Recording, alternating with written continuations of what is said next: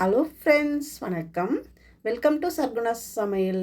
இன்றைக்கி நம்ம சேனலில் கொத்தமல்லி வச்சு நல்ல ஒரு அருமையான சுவையில் வாய்க்கு ருசியாக சட்னி செய்ய போகிறோங்க.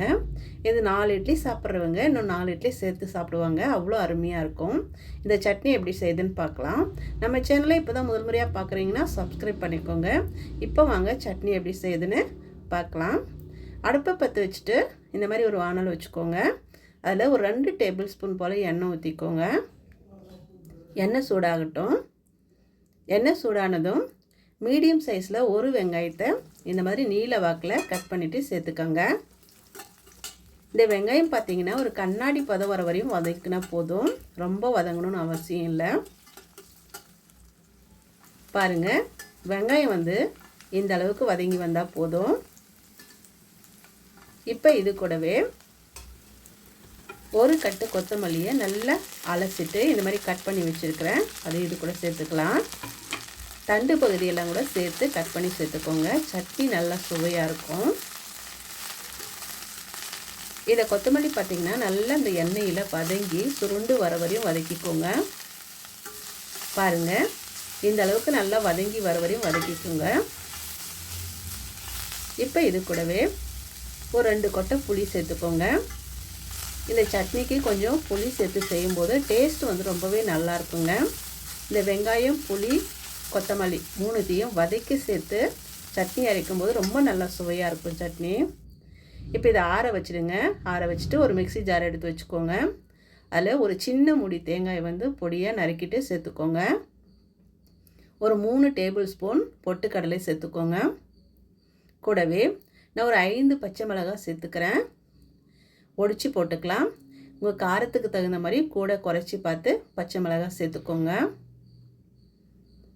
சேர்த்துட்டு இப்போ இது கூடவே ஒரு 3 பல்லு பூண்டு உரிச்சிட்டு சேர்த்துக்கோங்க.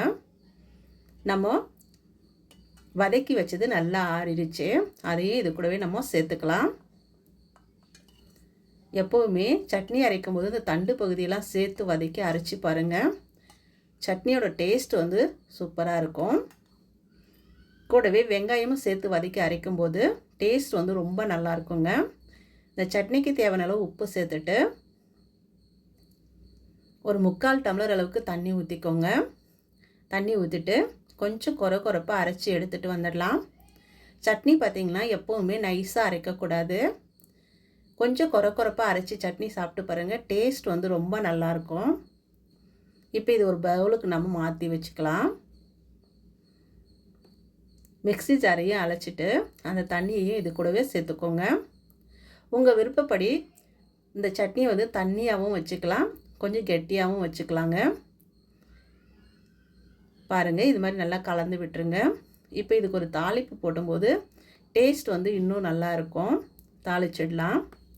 ஒரு தாளிப்பு கரண்டியில் எண்ணெய், கடுகு, சீரகம், உளுந்து தாளிச்சிட்டு ஒரு கொத்து கறிவேப்பிலை போட்டுட்டு கொஞ்சமாக பெருங்காயத்தூள் போட்டு தாளித்து கொட்டிக்கோங்க. நல்லா வாசனையாக சுவையாக இருக்குங்க. இப்போ இது நல்லா அப்படியே கலந்து விட்டுடலாம். கொத்தமல்லி இருந்ததுன்னா இந்த மாதிரி ஒரு முறை சட்னி அரைச்சி பாருங்கள். கொத்தமல்லி சட்னி பிடிக்காதவங்க கூட விரும்பி சாப்பிடுவாங்க. கொத்தமல்லி வாங்கினா இந்த மாதிரி தான் சட்னி அரைக்க சொல்லி கேட்பாங்க. அவ்வளோ ஒரு சுவையாக இருக்குங்க. 4 இட்லி சாப்பிட்ற இடத்துல இன்னும் 4 இட்லி சேர்த்து சாப்பிடுவாங்க. அவ்வளோ அருமையாக இருக்கும். இந்த மாதிரி இட்லி வச்சுட்டு 4 கரண்டி சட்னியை ஊற்றிட்டு சாப்பிடும்போது அவ்வளோ அருமையாக இருக்குங்க. இதே மாதிரி நீங்களும் ட்ரை பண்ணி பாருங்கள். ட்ரை பண்ணி பார்த்துட்டு எப்படி வந்ததுன்னு கமெண்ட்டில் சொல்லுங்கள். இந்த வீடியோ பிடிச்சதுன்னா சர்குணா சமையலுக்கு சப்ஸ்கிரைப் பண்ணுங்கள், லைக் பண்ணுங்கள், கமெண்ட் பண்ணுங்கள். மறக்காமல் உங்கள் தெரிஞ்சவங்களுக்கு நிறைய ஷேர் பண்ணுங்கள். அப்படியே பக்கத்தில் இருக்கிற பெல் பட்டன் அழுத்தி விடுங்க. அப்போ தான் நான் போடுற வீடியோ உங்களுக்கு உடனுக்குடன் வரும். நன்றி, வணக்கம்.